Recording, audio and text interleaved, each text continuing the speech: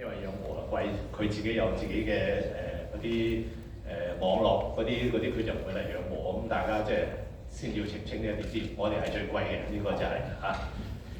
第二樣咧就係癌症咧就你哋今日嗰個產品咧就，因為我去過好多公司嘅 training 㗎啦，咁你哋嗰個產品關於講嗰個持續嗰個咧，我覺得都幾有意義嘅。因為點解咧？癌症咧就你醫好咗之後就表示咩咧？表示你係迎接第二個癌症。醫好第二個癌症咧表示乜嘢咧？你係迎接第三個癌症。咁一路生落去嘅。咁點解會咁樣咧？就係、譬如話我舉肺癌為例啊。咁譬如話有個病人右邊肺有個腫瘤，咁我腫瘤醫好咗。咁點解佢會喺右邊個肺有腫瘤啊？左邊唔得啊？上葉唔得，下葉唔得，點解唔得？佢成個肺都係同一個人生出嚟嘅，都係嗰個基因嚟嘅，都係接觸同樣一個咁嘅致癌物質。點解你呢邊出先，呢邊唔出啊？咁啊是但咧，呢個跑出啫嘛。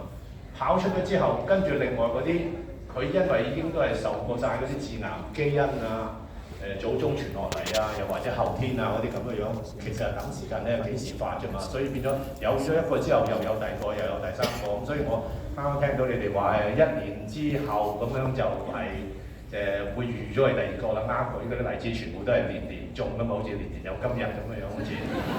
咁我覺得呢個係合理嘅，即係你變咗你同啲客戶咁樣解釋都係話，你醫好個癌症係表示乜嘢？表示你就要搞個身體係預備第二個、第三個。咁仲有喎，你一笪地方有，你其他地方都可能會有喎，因為有好多基因而家係相連嘅。譬如話好似係乳癌為例啦，乳癌、腸癌咁嗰啲係同埋子宮癌嗰啲係喺女性嚟講係相連嘅，有1等於有2有3嘅，已經預咗。譬如話係前列腺癌跟呢個胰臟癌，亦都係有關係嘅。大家如果都可能成日聽到啦，關於 Angelina 嘅故事啦，嗰個 BRCA 啦，個 BRCA 嗰個 gene 其實香港人都有嘅，都有幾個%嘅。佢一有的話咧，大家其實就係諗緊嘅家族裏邊有乳癌、有腸癌、有前列腺癌、有胰臟癌同埋有子宮癌，幾乎呢啲全部一辣過㗎啦，變咗就。咁可能有家族有好多個人有，或者係有一個有咗之後咧，跟住好快就有第二個㗎啦。咁我今日咧就而家時間緊迫啦，我想同大家分享下關於呢個癌症我基本上嗰個管理啊，即係同埋嗰個治療啦咁樣。嗱，癌症咧就係一個多專科嘅團隊嚟到治理嘅。我解釋一下咧，我自己係臨床腫瘤科醫生。臨床腫瘤科醫生咧，即係英文就係 clinical oncology。係英國製造嘅獨有產品嚟嘅，喺呢個西歐啊，同埋喺澳洲啊、美國啊，就算係中國大陸咧，佢哋都係有內科腫瘤 medical oncology 同埋放射腫瘤 radiation oncology 嘅。但係我哋咧就兩樣做埋一齊嘅。咁啊點解咧？英國人一路喺香港嗰度有呢個教育啦。咁英國人咧就係好注重呢個成本效益嘅，即係簡單講句，即係窮啊。咁所以咧就希望咧一個醫生咧就幾個科都黐晒。咁變咗我哋臨床腫瘤科咧又用內科，又用藥，又用放射治療兩樣。咁我哋點樣分科咧？我哋就係專邊一樣啊？譬如話有啲臨床腫瘤科醫生專係醫乳癌嘅，有啲係專係肺，有啲係專係頭頸，咁唔係科都識晒。咁內科腫瘤咧，或者係放射腫瘤咧，佢哋就係呢一個門裏邊嘅。所有用藥或者用放射治療都好熟，咁咧就咩腫瘤都掂，但係咧就唔係每一個腫瘤咧都全面可以有內科同埋有放射，咁呢個係香港嘅一個特點嚟嘅。咁呢個通常我哋醫療都係要用一個專科團隊，唔可以單一個啦咁樣。咁而咧喺我哋講緊腫瘤，而家都係講個體化治療嘅，即係話我哋唔係話醫書直説咁樣醫，知道咩病人咁醫，我哋要逐個分嘅。咁分咧，我哋要知道3樣嘢，甲、乙、丙啦。第一件事，我哋要知道嗰個腫瘤到底係喺邊度嚟。嗱，咩叫喺邊度嚟咧？我哋要分佢到咧原發或者係轉移。嗱，大家睇到咧上一行嗰度腦、肺、肝同埋骨呢4個咧，其實轉移係多過原發嘅。譬如話假如我又講用肺癌為例啦，咁個肺見到有個影咁樣，你估你嘅嗰個瘤到底係咩瘤咧？係肺癌啊？咁多數唔係嘅，多數其實就係轉移全身好多癌症，因為血管嗰度特別發達，咁所以咧就將嗰啲癌細胞帶到去個肺嗰度，所以個肺嗰度落地生根就有個腫瘤。咁嗰個腫瘤其實咧係轉移嘅機會係高過原發嘅。腦啊、肝啊、亦骨亦都係咁啊，就所以唔係點解成日聽見好似娛樂新聞話邊個有骨癌？其實骨癌係非常之罕有嘅，係細路仔先至有，同埋一啲好大年紀嘅人先有，大部分都唔係骨癌。即係有啲骨癌咧，其實都係轉移。而我哋喺個名詞嗰度要分得清楚，就係因為咧，我哋醫病咧就要睇佢原發係咩瘤。如果原發係譬如乳房去到個腦，去到個肺，醫嘅方法就係乳癌。但係如果係肺癌去到個腦，醫嘅方法就肺癌，所以我哋一定要分原發同埋係轉移。嗱，我下邊嗰行咧講頭頸啊、乳啊、腸啊、胃、腎、膀胱啊，呢一啲咧就係多數唔係轉移㗎啦。即係如果有得呢啲瘤咧，你可以假設佢其實就係原發㗎啦。咁啊，呢個係第一個概念，我哋知道咩部位。咁第二咧，知道咩部位之後咧，我哋知道咩類型，到底佢係咩一回事先。嗱，好多年前咧，就我哋有顯微鏡病理組織學，咁啊睇見個顯微鏡就分到啲即係咩細胞，咩就係細胞。我又講肺癌為例啦，咁樣肺癌，譬如喺個顯微鏡度睇到係大細胞、小細胞，或者係腺癌或者乜嘢，咁就分咗㗎啦。分咗之後咧，咁就開始治療㗎啦。但係今時今日咧，因為個體化嘅治療咧，就係我哋要剛才有位講者都講啦，即係講標靶藥啊點樣貴啊咁。其實係標靶藥係好有用嘅。咁個標靶藥幾時先用咧？就要去睇下嗰個分子結構裏邊有冇一啲新嘅嘢，有冇一啲靶點俾用得嗰啲藥。咁變咗我哋咧而家治療所有癌症都係嘅啦，已經唔係淨係分佢係咩樣，仲要做一啲組織檢查啊，仲要做一啲呢度係分子生物學，即係 molecular biology嘅。咁要分佢到底有邊一挺嘅基因特別，我哋就對症下藥。咁而第三咧就係呢幾個唔夠啊，其實嗰個分子啱啱我呢度列咗嗰4個咧，就係好常見嗰啲啦。但係其實咧，而家根本有成幾百個，基本上大約係300個以上啦。咁一般喺甚至乎去到1000個咧，我哋就係睇下佢到底有咩基因。呢啲基因咧可能有藥醫，亦都可能冇藥，但係亦都可以睇到嗰個腫瘤到底係嗰個發展會點，所以個資料好有用。咁變咗咧呢個變咗攞咗個組織出嚟咧，除咗以前咁樣淨係俾病理科睇到有冇乜嘢腫瘤之後咧，仲要做其他啲嘢。咁其他呢啲嘢咧，其實淨係睇呢一版，如果你要做晒咧，可能差唔多都要10萬。所以啱啱聽到你哋講嗰啲產品，即係危疾第一件事一賠償，咁俾咗10萬咧，我心諗話啱找晒數啦，即係話你已經知道晒到底佢係咩病，到底咩組織，咩分類分晒，未醫病喎。咁醫完之後，如果10萬乾得堂啦，咁就 HA 咯，就係、如果你買嗰個產品係再高級嘅，咁咪再跟住醫咯。醫幾耐咧？睇下醫幾多啦。醫都知道咁上下，又乾堂啦，又 HA 咯。所以呢啲係一步一步嘅。咁我教埋你哋營銷啦，就係、其實所有你一見到一個新嘅病人，你要知道佢係咩類型、咩種類。其實呢個步驟啊，其實已經等於你即刻要賠佢嗰10萬8萬用嘅錢嚟嘅。其實嗰啲係好值得用嘅，因為點解咧？就嗱，呢啲唔係同我哋醫院賣廣告，呢啲唔係我哋做嘅嘢嚟嘅。因為基因組學咧都係全世界好多公司做嘅，嗰啲全部都係外判。本地有嘅基因組學咧，嗰個做得係冇咁理想，唔係話我哋技術唔夠，而係我哋嗰個 base economy of scale 唔夠啊。因為香港幾百萬人，人哋係講緊幾億人，所以佢哋儲埋啲組織。即刻開機，我哋就可能要儲一陣先開機，咁個時間嗰度啊損失咗啦。但係咧呢啲做晒呢啲嘢咧，對以後成個治療就非常之有用咁，所以呢啲你係要同啲客解釋嘅。第三咧就係個範圍啦。嗱，我知道佢係咩腫瘤、咩原發，佢係咩一回事，佢係用咩藥醫，但係佢範圍係乜嘢咧？嗱，個範圍如果係好大嘅咧，你就會諗到一定係整體治療先㗎啦。唔係一個局部治療。如果範圍細咧，你就係可以用局部治療先，整體治療可能使用都未定嘅。咁而我哋通常用嗰個範圍咧，我哋就係一個叫做分期法，啲英文就係 staging 啦。咁呢個分期法裏面咧，我哋分咗做 TNM 嘅。T 即係紅色嗰啲字啊。T 就係 tumor，即係到底個腫瘤有幾大啊？我哋分開 T1、T2、T3、T4啊咁樣。N 咁即係嗰啲淋巴有幾多？即係 N1、N2、N3咁樣。M 就係 metastasis， 即係遠處轉移。通常我哋就係一係冇，一係有。咁然後將佢由總分期變做1、2、3、4。嗱咁，但係咧你又唔好俾啲數字嚇驚喎。嗱，以前咧就好多腫瘤咧，1、2、1期就最早期，2、3就中期，4咧就係末期啦咁樣。其實因為嗰個分期嗰個而家越嚟越多嗰啲分子啊，嗰啲資料咧太過複雜咧，佢嗰個分期法經過一個版本一個版本咁演轉咧，其實4期可能有分 A、B、C 嘅。咁變咗呢啲病人問我你幾多期啊？我話第4期 A， 咁佢其實聽唔到個 A， 佢已經暈咗啦已經。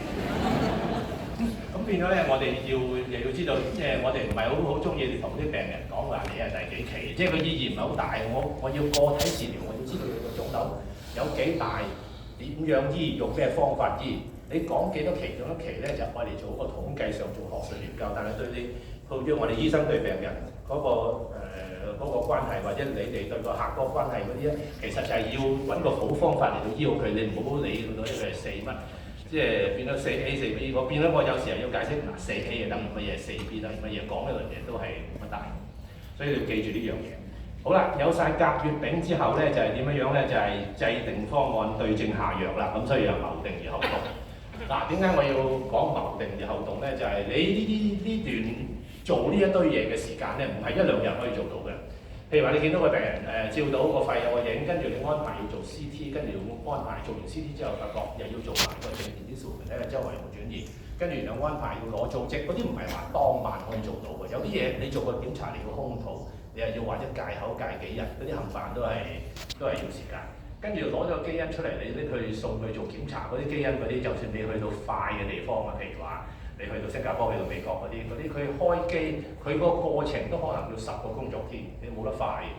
咁如果有啲病咧，我成日都同你病人講，如果嗰啲係實體腫瘤，如果你話等1、2日都等唔切都要醫嘅，呢啲嘢未驗晒都要醫嘅，我話你都唔使醫㗎啦，差唔多。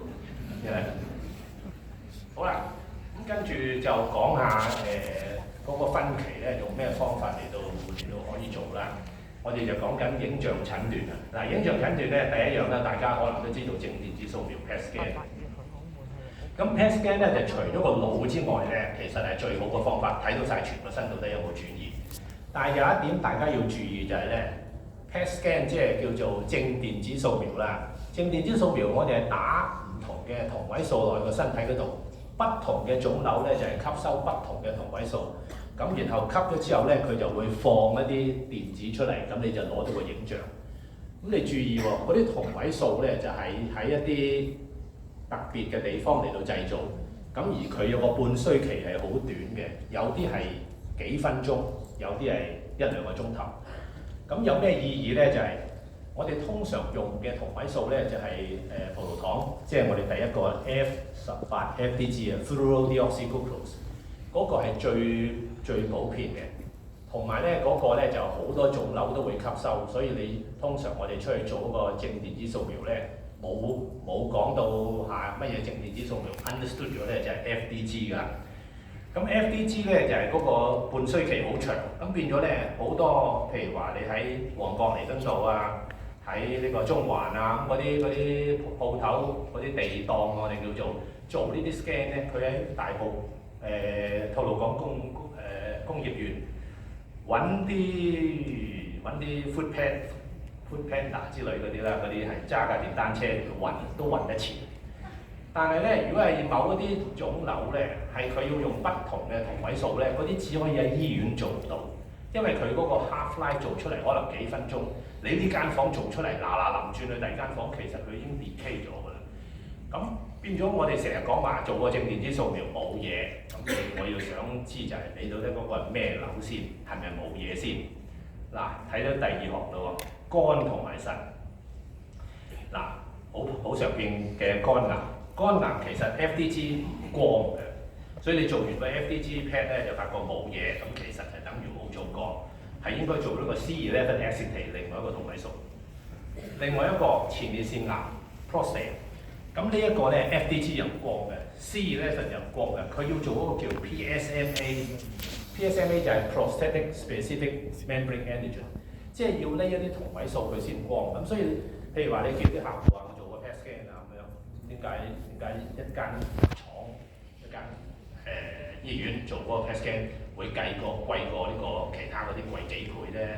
咁佢用過咩同位素咧？咁呢個係好需要知道嘅。如果唔係咧，就你做完一啲嘢咧就白做嘅呢啲就。好啦，咁我啱啱講過啦，磁共振照個腦係最好嘅 ，PET scan 照個腦照唔到嘅。咁所以呢兩個幾乎就係百搭㗎啦。咁電腦掃描啊，其他嗰啲就將一路配落去啦。咁喺到呢一步咧，我就停一停先。到呢步為止咧，差唔多你一般嘅腫瘤咧，由開始發覺有個影像，到做晒呢一紮嘢咧，我諗應該一般就係10萬蚊左右到應該。好啦，知道晒所有資料之後咧，跟住我哋就決定應該點樣醫咯喎。咁醫嘅方法咧就係、如果個腫瘤係局部嘅咧，就係、局部治療，外科放射；如果係整體治療嘅咧，就係、化學治療、標靶治療。國內我哋用靶向治療啦，同埋免疫治療。咁呢啲嘢全部都係單獨使用，或者係互相配合、同步，或者係序貫就係做完 A 做 B 同埋 AB 一齊用。咁我逐樣講嘅喎，好簡單講講。外科治療咧就係咧，如果做得到，盡量做；如果個功能影響唔大，盡量去做，因為佢係最徹底，佢將個腫瘤拎出嚟。但係大家記住，唔係即刻做。好啦，下邊我講點解唔係即刻做啦。咁而家個外科嗰個基本個原則就係咧，個手術雖然好大，但個傷口好細，所以叫微創。咁有咩好處咧？就係個傷口愈合得快啲，個病人嗰個功能影響就會少啲，可以快啲投入呢個跟住嘅治療。咁佢係單獨使用或者配合使用。好啦，我下邊講嗰3個例子就係講緊手術盡量做得就做，但係唔係即刻做。點解咧？第一，肺癌而家咧免疫治療已經非常之進步啊！進步到咧，如果係可以做得到手術嘅肺癌咧，假如佢一開始嗰陣時，我哋有驗嗰個免疫嗰個指數係適合用的話咧，用咗免疫，佢有機會，如果情況許可。用得到之後先做手術咧，竟然1/4人咧喺手術嗰陣時，就算係第3期 A 咧，個腫瘤已經完全消失晒。呢一啲完全消失晒之後，做完咗手術咧，乜嘢都唔使做，呢個你可以話俾你知係 cure 㗎啦，呢啲就。反為如果你一開始做咗手術咧，咁之後咧，咁就你嗰個治療嗰個過程就會慢好多，所以千祈唔好心急。第二，腸癌。我舉嘅例都係好普遍嘅癌，直腸癌。直腸癌咧，而家做呢個免疫或者係放療、化療，一開始做已經去到個地步咧，就係、假如做完咗呢個治療之後，再重新再檢查一個，發覺個腫瘤已經消失咗咧，呢個根本完全手術都唔使做啊，已經係等於係 cure 㗎啦。所以就唔係話一見到個直腸癌第一時間就做咗手術，將個瘤切咗出嚟，跟住就有手尾跟啦，呢啲就。所以喺你哋對客戶嚟講咧，其實呢個非常之重要，因為你要有呢個知識咧，咁你先至啲客戶你知一有病，佢未必係第一條個時間揾醫生嘅，通常都係揾你哋嘅。因為點解咧？揾你哋有兩個原因嘅，第一就揾你哋問下佢嗰張單係咪 active 啊，到底佢賠幾多啦。第二樣就係、你哋既然做咁多呢一樣嘢接觸，你就都知道應該係睇咩醫生啱啊咁樣。咁喺呢一度咧，你哋會發揮好大嘅作用。嗱，我唔係話反對你哋全部一開始就唔好叫介紹去睇外科醫生，而係記緊咧就係、要多一啲科，好似我哋癌症治療係一個多專科嘅，就唔好一睇外科，因為咧一睇外科咧就有一個危險，就係假如好似呢一類型嘅腫瘤咧，第一件事一見到切咗先，咁切咗先咧唔係話嗰個病人醫唔好啊，但係跟住就會做好多手尾啦。嗱，另外第3個例子咧就係乳癌。乳癌假如佢係有個基因，你可以做到靶向治療 HER2 嘅咧，先用咗化療同埋靶向之後切咧，效果係好好多嘅。你如果即刻切咧，有咩問題咧？你一做咗個手術切咗之後咧，起碼你個傷口好翻，起碼成個月。嗰陣時先要用整體治療。但係而家 HER2 呢個基因變化嘅咧，如果個腫瘤係陽性嘅咧，佢個轉移率係好高嘅。你做完個手術以為係好早期，跟住咧佢一做咗手術之後，個免疫系統已經差咗，跟住你又拖1個月，然後先等個傷口好翻先再做治療咧。呢段時間已經夠時間佢上去周圍嘅地方啦，所以呢個亦都係緊嘅。你唔掂佢仲好，你掂咗佢之後咧，就仲容易會有咁嘅轉移。好啦。放射治療咧就係、又重複一句啦。佢因為係一個局部治療，所以如果個功能影響唔大，做得手術盡量做。但係如果功能影響大咧，咁就最好唔好啦。譬如話，好似譬如喉嚨，呢個喉嚨嘅癌，如果做手術早期嘅喉癌做手術咧係99%醫好嘅。咁但係有咩損失咧？就係冇咗個功能啦，即係你講唔到嘢啦。咁呢個情形咧，你就要考慮根治性嘅治療。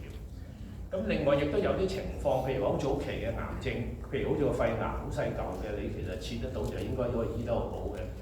但係有肺癌嗰啲好多時嗰啲病人都已經係年紀比較大啊，食煙啊，個肺功能差嗰啲用放射治療，佢會對個身體影響會少好多，亦都可以達到同等嘅效果。咁佢嗰個根治性當然冇手術咁好啦。譬如手術喺呢個早期有90%的話咧，你做放射治療可能都有90%。咁但係你平衡咗個病人到底可唔可以接受到手術啊，其他嗰方面的話咧，咁你呢個亦都係一個好好嘅考慮。咁佢係可以配合誘導或者同步化療靶向一路咁用嘅。咁而中後期嗰啲咧做到手術嗰啲咧之後亦都有輔助，所以放射治療亦都作為一個輔助嘅。咁到再後期嗰啲如果轉移咗咧，呢個係就可以做嗰個舒緩治療。咁而家放射治療嗰個基本嗰個走勢都係增加個劑量，減少個範圍，減少個副作用。好啦，化學治療即係化療啦，大家都知道啦。咁我列咗好多藥物喺度啦。咁簡單講句就係話，佢反應率好高嘅，因為佢咧就有殺錯冇放過。所有嗰啲腫瘤生長得快嗰啲咧，就會吸咗呢啲毒，然後就自殺。但係正常嘅細胞，如果生長得快嘅咧，亦都會吸到啲毒，又會自殺嘅喎。所以個副作用相當，咁啊生存期稍長。咁但係最大嘅問題咧，就係化學治療咧，你唔可以長用。